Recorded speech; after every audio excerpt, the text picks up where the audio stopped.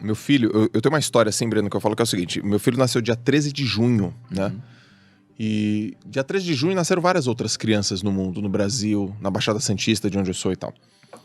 Só que, por exemplo, o João Vicente, ele nasceu dia 13 com uma condição. Lá no projeto social que eu trabalhava, também nasceram crianças no dia 13, mas não é a mesma condição.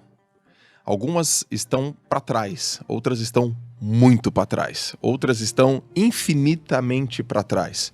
É verdade. E as condições não são as mesmas. Não são. Não são. Então, quando a gente chega e fala assim, não, mas basta tentar e basta querer, basta fazer, não basta. Tentar é importante, querer é importante, se esforçar é importante, a gente não nega, mas não basta. Tem que ter outras questões estruturais, e quando você fala isso é bacana. Eu vejo serenidade ao ouvir isso aí de um jovem, né? É porque imagina, cara, um pai que chega em casa bêbado, bate na mãe, o filho Exatamente, fica frustrado e o filho tem que trabalhar porque o pai só sabe beber. É isso aí. E aí como é que ele vai ter tempo pra desenvolver os conhecimentos que eu pude desenvolver? Como é que ele vai ter o luxo de poder ir no YouTube e escrever como começar a investir pra aprender isso, se ele tá preocupado em fazer o dele, em cuidar da mãe naquele momento, sabe? Às vezes é um policial que arromba a porta da casa de alguém, que invade, é agressivo, que rouba as coisas, porque é a forma como a sociedade marginalizada, esquecida, existe, né? Então, acho que a gente é aquela coisa, assim, eu não acho que qualquer um consegue chegar lá. Eu acho que o Thiago Primo fala muito isso, né? Que o meio, ele não determina, mas influencia. E influenciar tem um peso grande pra caralho, né? Porque a gente sabe de histórias de pessoas que chegaram lá e começaram de muito baixo. Só que essas são meio que a exceção que justifica a regra, sabe? Exato. E não deveriam ser usado como uma história de motivação pra dizer que qualquer um consegue, porque dizer isso é irreal. A nossa sociedade é extremamente estratificada, absolutamente diversa, e assim, a forma como a gente pode tentar fazer é usufruir do privilégio que a gente teve desde sempre para tentar diminuir um pouquinho essa desigualdade e dar mais oportunidades para as pessoas que às vezes não sabem que podem fazer coisas grandiosas. Porque tem uma diferença muito grande em quem vive nesse mundo e de quem vive nesse mundo e que sabe que pode ser grandioso, sabe?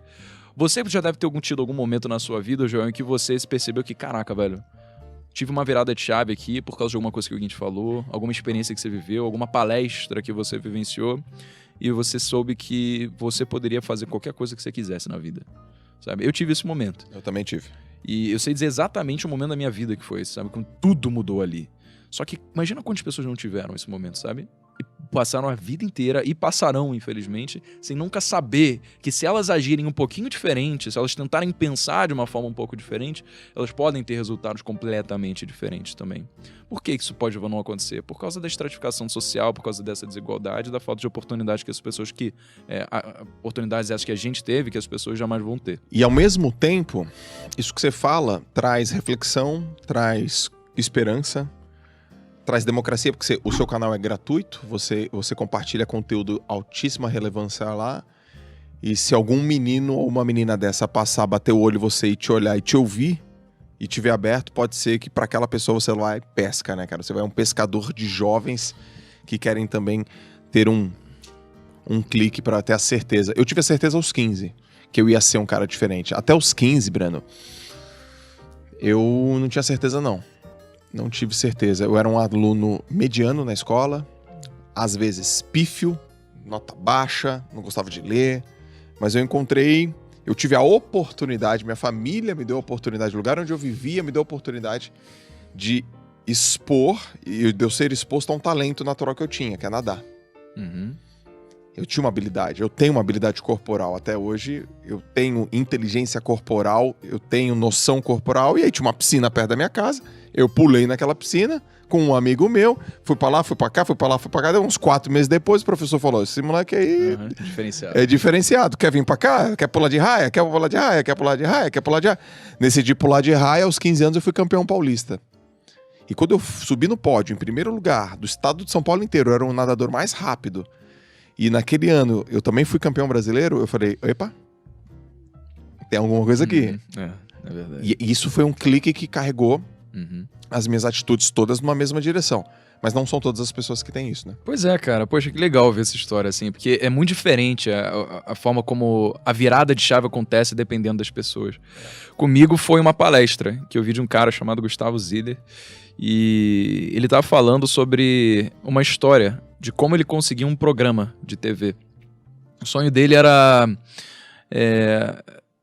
ter um programa de televisão escalando montanha, que era o que ele mais gostava de fazer na vida. Ele gosta de escalar montanha.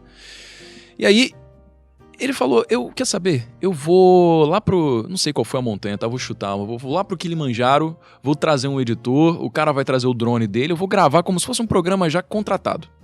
Fazer tudo como se já tivesse pronto, sabe? E ele vai apresentar o programa, toda a jornada, escalando até chegar no pico. Ele fez isso.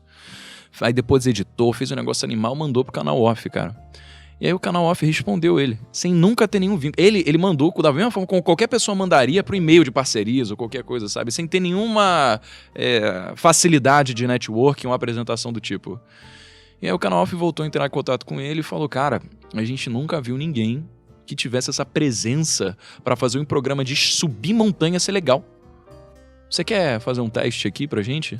E aí o cara foi lá, assinou o contrato, hoje ele tem o programa 7 Cumes no canal off. Essa história mexeu comigo muito, cara, porque mostrou que às vezes a gente tem essa cabeça de que a gente tem que ter aversão ao risco, quando na verdade você tomar o risco pode te dar um upside muito maior do que a perda que o risco te dá em si.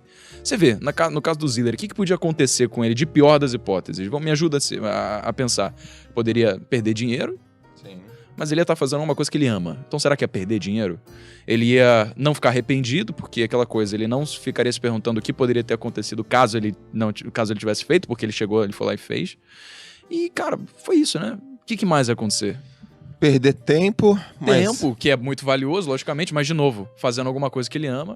Ele ia bater numa porta, o canal ia dizer não, mas talvez... Talvez um outro desse sim, né? Por causa pelo ímpeto dele, essa pessoa tem ímpeto, né? Com certeza. Lá, esse deu não, mas aquele, até uma hora aqui... E aí será que esses são perdas que vale correr o risco? Cara, tipo, qual que é o problema? Se você perder um pouco de dinheiro fazendo cinema, você perdeu tempo, você talvez tenha que bater na porta 15, 20 vezes aí a mais do que você estava esperando, tudo bem. O quanto você pode ganhar fazendo isso é infinitamente maior do que quanto você pode perder. Isso me trouxe aqui uma perspectiva que eu comecei a ver que na minha vida eu dava muito uma atenção a tudo aquilo que poderia dar de errado ao que poderia acontecer caso desse certo. E aí eu comecei a mudar a mentalidade. Eu falei, cara, quer saber? A partir de agora eu vou dizer sim pra tudo. Tudo que eu soubesse que poderia me agregar, me apresentar uma pessoa nova, me dar em perspectiva algum novo conhecimento, sentir alguma coisa diferente. Porque eu quero conhecer toda a gama de conhecimentos que esse mundo tem para oferecer e como é que eu posso construir sobre esses conhecimentos para depois eu criar a minha própria coisa, sabe? Para eu trazer todos esses inputs de diferentes frentes, formar essa horizontalidade e depois convergir para trazer alguma coisa minha. E foi exatamente o que aconteceu, se você parar para pensar, porque na minha vida, quando desenvolvi minhas competências de edição de vídeo para fazer meus vídeos de música, jamais eu poderia esperar que no futuro eu usar aquilo para fazer os meus vídeos no YouTube. Quando eu estava na Fluxo fazendo banner lá no Photoshop, que eu tive que aprender para fazer divulgação da empresa, jamais eu poderia esperar que eu ia fazer isso depois para thumb do YouTube também. Quando eu comecei a aprender sobre educação financeira, não ia esperar que eu fosse abrir um canal daquilo, nem com empreendedorismo na Fluxo. Então foram coisas absolutamente desconexas que eu aprendi em momentos diferentes da minha vida que no futuro se juntaram para criar justamente essa coisa nova, essa coisa minha. Mas por quê? Porque desde sempre eu queria ter essa mentalidade de que eu vou dizer sim para as coisas. Eu escolhi fazer o processo seletivo da Fluxo. Escolhi entrar em contato com o empreendedorismo, sabe? Então, escolhi gravar o primeiro vídeo. Isso foram escolhas que eu sabia que poderiam me trazer uma experiência. Eu escolhi persistir nisso e aquela coisa, né? Acho que é o maior fruto do que a gente faz depois, consistência, se adaptando às circunstâncias para conseguir caminhar junto com a maré, é extremamente compensador.